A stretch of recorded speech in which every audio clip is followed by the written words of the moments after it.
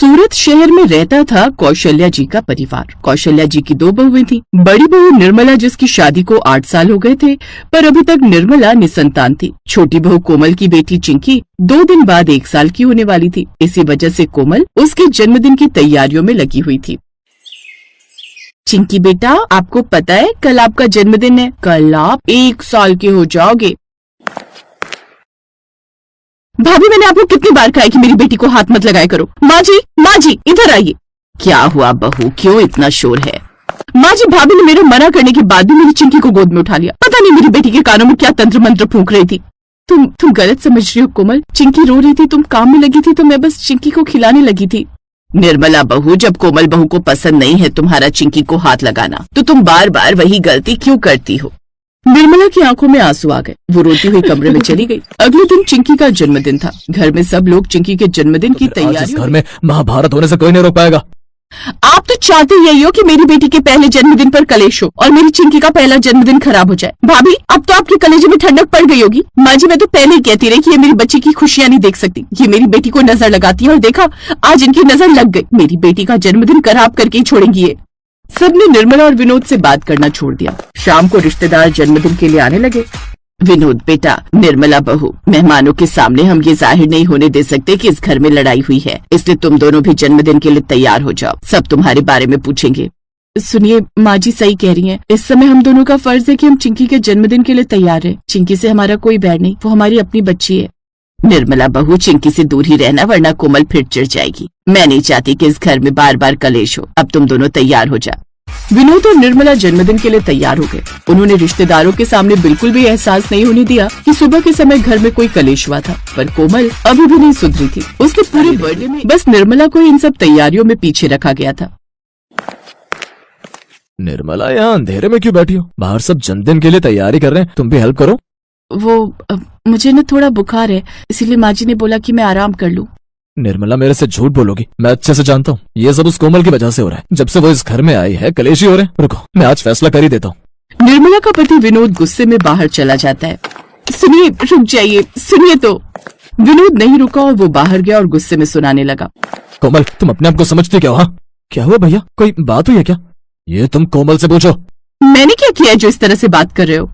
बहुत कुछ कह रही हो। अरे जरा सा निर्मला ने चिंकी को गोद में क्या उठा लिया? तुमने तो पूरा घर सर उठा लिया।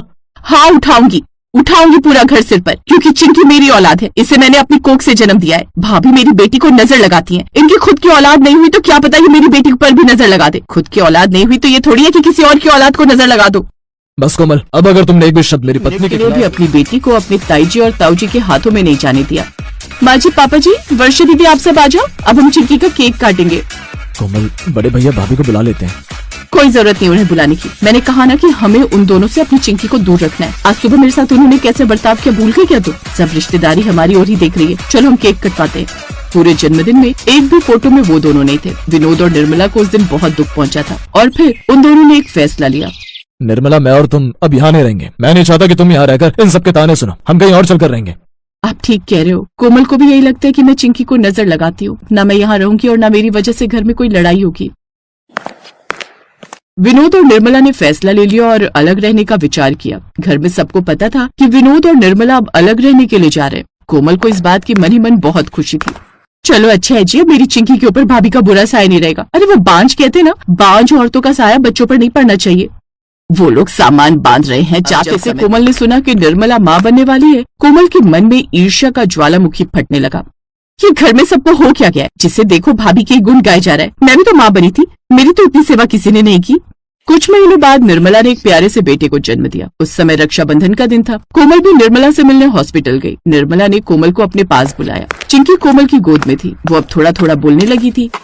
मम्मी, अब तो मैं भी भैया को राखी बांधूंगी ना। मेरा भी भाई आ गया।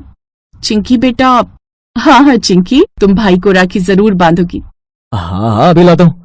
भैया मैं भी चलता हूँ, मिठाई खरीद लूंगा। आखिर भतीजा हुआ है मेरा। कोमल शर्मसार थी। निर्मला ने चिंकी के हाथों से अपने बेटे को राखी बंधवाई। चिंकी के चेहरे पर अलग ही खुशी थी। सास, पति और देवर की आंखों में खुशी के आंसू थे। हॉस्पिटल का स्टाफ और मरीज भी इस राखी के अटूट बंधन को देखकर खुश हो रहे थे। निर्मला ने विनोद से पैसे लिए और दोनों बच्चों की नजर उतारी। ये देखकर कोमल की आंखों से आंसू छलक गए और उसने दौड़कर निर्मला के बेटे को गले से लगा लिया और खूब प्यार करने लगी। आज पहली बार कोमल की आंखों में पश्चाताप। हाँ कोमल, इस समय ज्यादा बोलना ठीक नहीं रहेगा। विनोद और निर्मला ने सामान बांध लिया और घर छोड़ने की तैयारी करने लगे। कोमल तो मन ही मन बहुत खुश थी, पर सास को थोड़ा बुरा लग रहा था क्योंकि आखिर बेटे बहू जो थे। मैं तुम दोनों से मिलने आती रहा करूंगी। तुम दोनों पहले सेट हो जाओ, उसके बाद मुझे बुला लेना। मैं कुछ दिन तुम दोनों के पास आ जाऊंगी। मेरे बस में कुछ नहीं है, नहीं तो मैं तुम्हें रोक लेती। मैं जानता हूँ माँ, और अभी मैं भी तुम्हें नहीं ले जा सकता। वहाँ पर अभी सामान नहीं है। पहले मैं थोड़ा सामान खरीद लूंगा, उसके बाद मैं तुम्हें भी लेने आ जाऊंगा। अच्छा माँ जी, चलते हैं। निर्मला और विनोद ने वो घर छोड़ दिया और अलग रहने लगे। कुछ समय बाद भगवान ने निर्मला के जीवन में बहुत बड़ी खुशी ला दी। जिस निर्मला को बांझ शब्द के ताने सुनने पड़ते थे, आज वो शादी के कई सालों बाद माँ बनने वाली थी। निर्मला गर्भवती थी। इस बात से सास बहुत खुश हुई। कोमल के पास शर्मिंदगी के सिवा कुछ नहीं था। कोमल बहू, मैं निर्मला के घर रहने जा रही हूँ। वो माँ बनने वाली है, ऐसे में उसे मेरी जरूरत होगी। अब मैं कुछ महीने वहीं रहूंगी। चिंकी का और इस